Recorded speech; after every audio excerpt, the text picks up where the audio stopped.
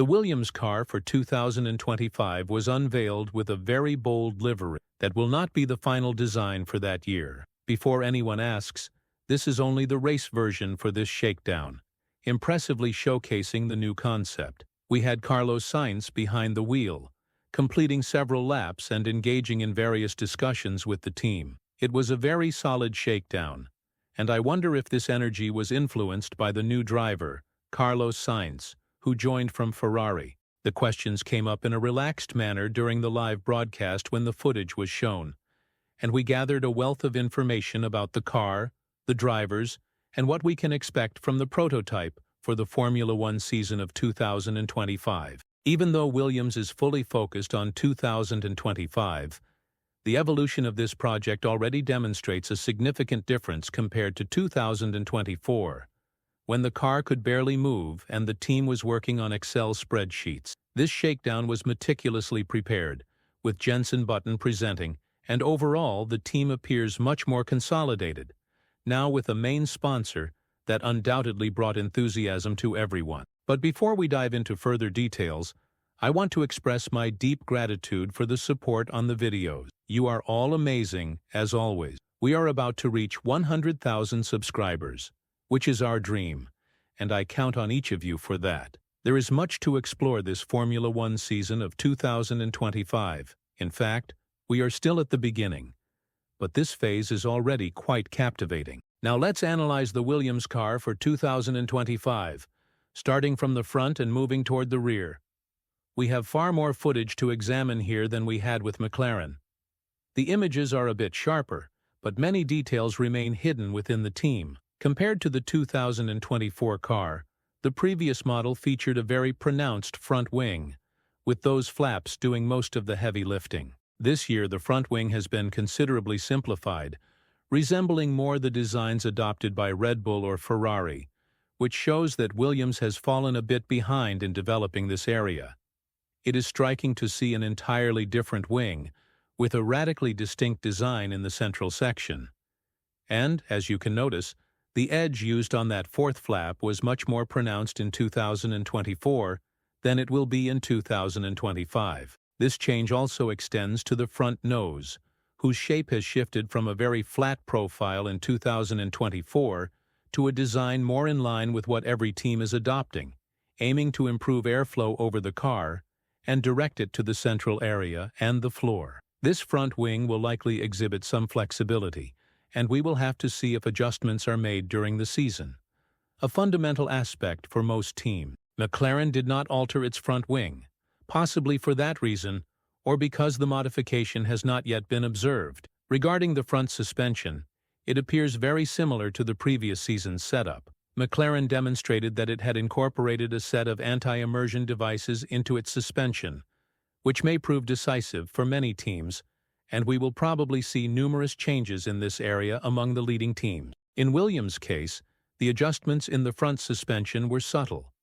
I believe they added more anti-immersion devices, at least on the rear of the last wishbone, but overall the configuration remains very similar to that of 2024, even if this can make a significant difference. The most noticeable change is in the car's side profile. The 2024 model underwent several modifications. I noticed many comments about the side pods featuring an overbite introduced during that season, especially in the Zanor. This detail went unnoticed for a while, as not everyone picked up on it. In fact, they extended the lip of that overbite even further in the TN25.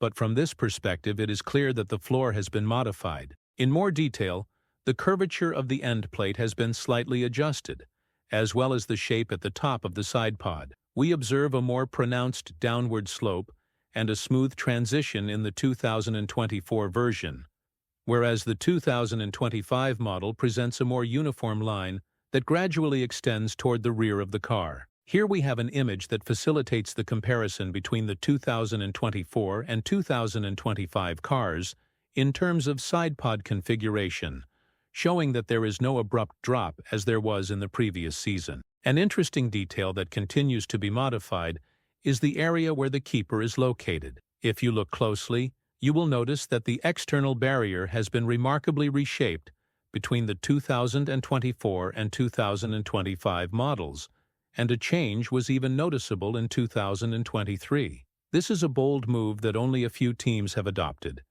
and I am not sure if we will see many similar transformations throughout the championship. We also observed a change in the engine cover, which has been considerably modified compared to 2024, seemingly optimized to reduce drag. Many teams are opting for a much more discreet engine cover compared to what was used at the beginning of these regulations. The size of the airbox remains practically unchanged, without significant evolution. However, as mentioned, the lower cut and the top part of the side pod have been subtly rethought. Specifically, when observing the floor, the most striking feature to the naked eye is that the edge now has 5 of those small winglets, compared to the 4 from the previous season, resembling more closely what Mercedes used.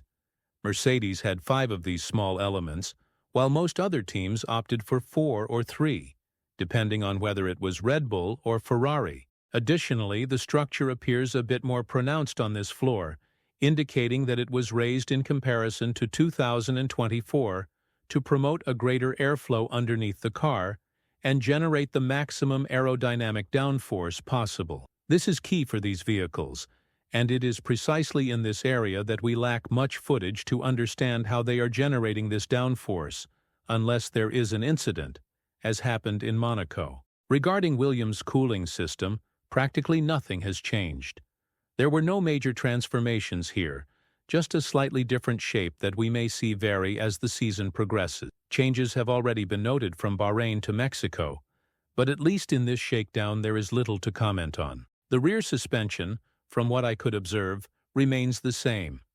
It was carried over from 2023 to 2024, and now continues unchanged from 2024 to 2025, probably as a measure to save resources since the main focus is on 2026. I see no reason to completely rethink the rear suspension and waste investment, especially if there are many incidents. I do not expect it to be as distinct as it was in 2024, even with 2 drivers. It is a strategic decision, after all, if the full attention is on 2026.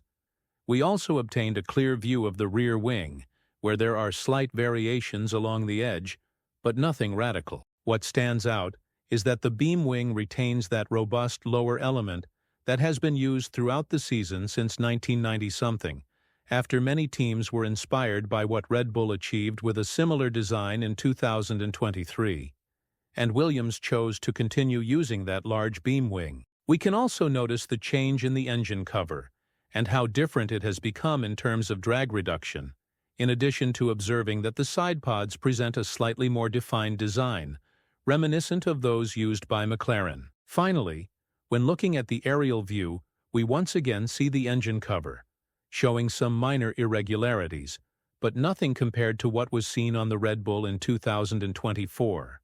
And this also highlights the difference in the design philosophy of the side pods. In 2024, there was a sort of water slide effect with a more pronounced curvature, while the 2025 model is more similar to the style adopted by McLaren than to that of Aston Martin from 2023.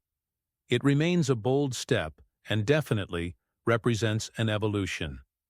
There is a lot of discussion about the battle between Aston Martin and Alpine, fighting for those point-scoring positions, and it is possible that they manage to match the best, but that will require much more development. I believe the team will not add too much performance to this car and will really put the pedal to the metal only in 2026. Stability is the key for 2025. They pulled back a bit in 2024, expanded their workforce to around 1,000 people, and according to James, they expect the team to continue growing in the coming years. If they manage a consistent and balanced season in 2025, it will work wonders for them in 2026 without needing to spend extravagantly, which means that many incidents and developments will not be the main focus until the new cars for 2026 arrive. Every team will likely adopt a more conservative approach, and we definitely see a more measured strategy from Williams